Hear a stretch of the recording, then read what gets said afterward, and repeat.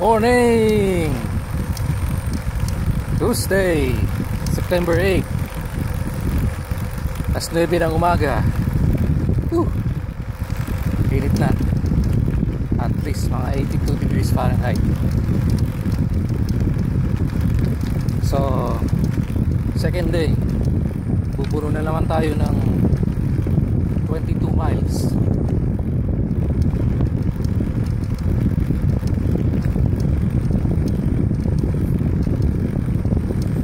5 days a week na ganyan. Ito. Dito na naman tayo sa trail.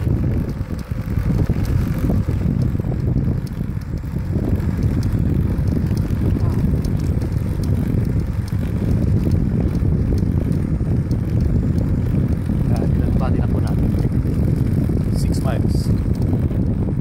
So, nakaka 6 miles na tayo.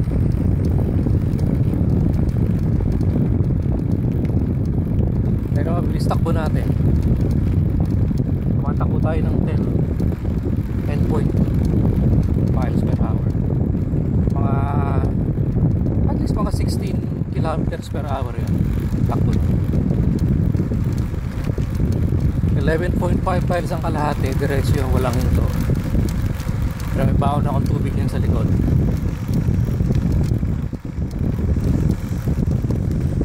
Halfway 11.5. Doon sa halfway nandun yung kubeta. Kaya jingle lang pahinga talaga.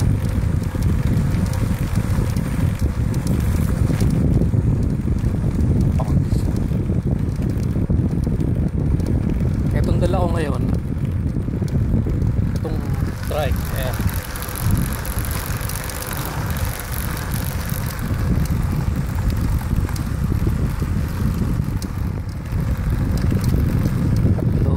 salitan.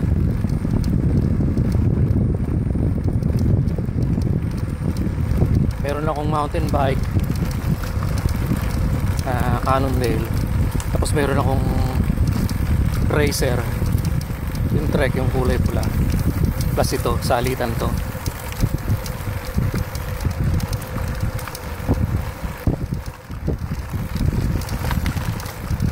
So ito yung swamp ngayon, nandito tayo.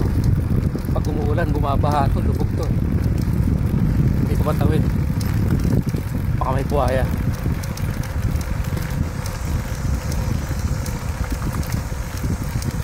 Yung buhaya dito, lalamunin ka. Hindi kagaya ng buhaya sa Manila. Kukutungan ka. Kaya patay mga balikbayan box yun. Balikbayan na.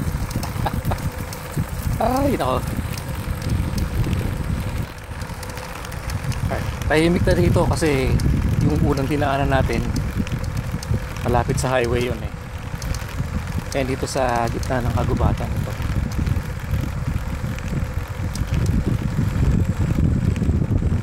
Asfalto pa, makinis.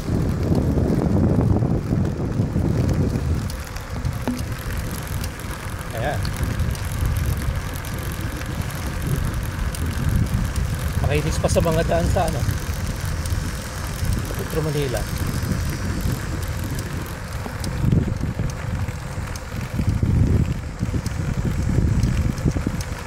So pag mabiyahe ako kompleto, ito may kumot pa nga itong ko tapos kompleto music. May music to. Beats wireless. Kompleto. Lakas ng tugtog. Yun yung alam marinig.